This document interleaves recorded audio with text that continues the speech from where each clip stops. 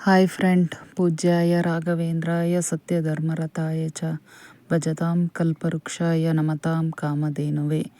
ಹಂಗೂ ಹಿಂಗೂ ಮಂತ್ರಾಲಯಕ್ಕೆ ಹೋದು ತುಂಬಾ ಖುಷಿಯಾಯಿತು.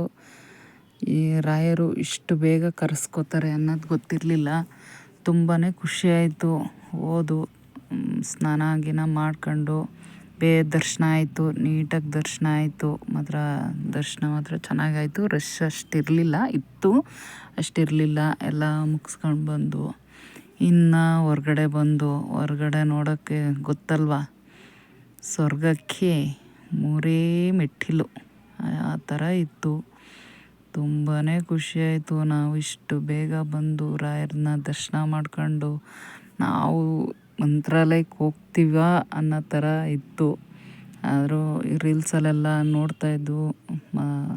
ಇದ್ರದ್ದೆಲ್ಲ ನೋಡ್ತಾ ಇದ್ವಾ, ಯಾವಾಗಪ್ಪ ಹೋಗೋದು ನಾವು ಮಂತ್ರಾಲಯಕ್ಕೆ, ನಾವು ಯಾವಾಗ ಹೋಗಿ ರಾಯರನ್ನ ನೋಡೋದು, ನಾವು ರಾಯರು ಯಾವಾಗ ಕರ್ಸ್ಕೊತಾರೆ ಅಂತ ಹೇಳಿದರು.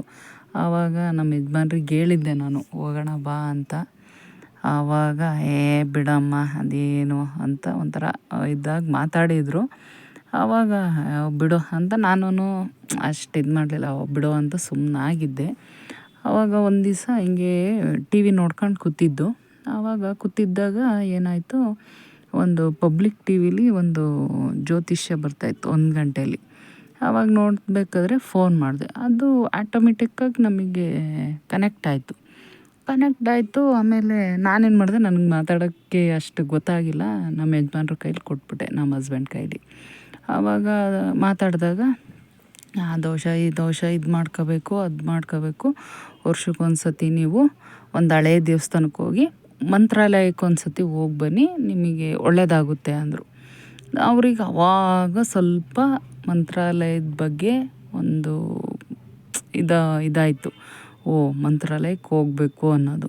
ಆಮೇಲೆ ಅವ್ರು ಹಂಗಂದ ತಕ್ಷಣವೇ ಅವರು ಹೋಗೋಣ ಬಿಡು ಅಂತ. ನಮ್ಮ ಅಕ್ಕ ಫ್ಯಾಮಿಲಿ ಇದ್ದಾರೆ, ಅವರು ಹೋಗಿದ್ರು 2-3 ಸತಿ ಅವರು ಹೋಗಿದ್ರು ಮಂತ್ರಾಲಯಕ್ಕೆ. ಆವಾಗ ನಾವು ಹೋಗಿರಲಿಲ್ಲ.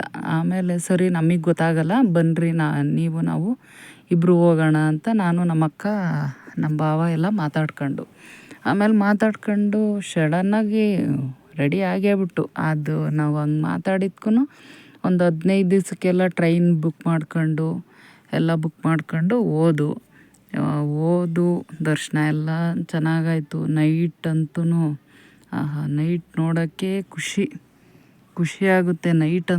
ನೈಟ್ ಇರಬೇಕು. ನಾವೇನು ಗೊತ್ತಾ, ದರ್ಶನ ಮಾಡ್ಕೊಂಡು ಬಂದುಬಿಡ್ಬಾರ್ದು. ಅಲ್ಲೆಲ್ಲ ಹೋಗಿ ನಾವೇನು ಮಾಡೋದು, ನೈಟು ಅಲ್ಲೇ ಸ್ಟೇ ಆದರೆ ನೈಟ್ ಅಂತೂ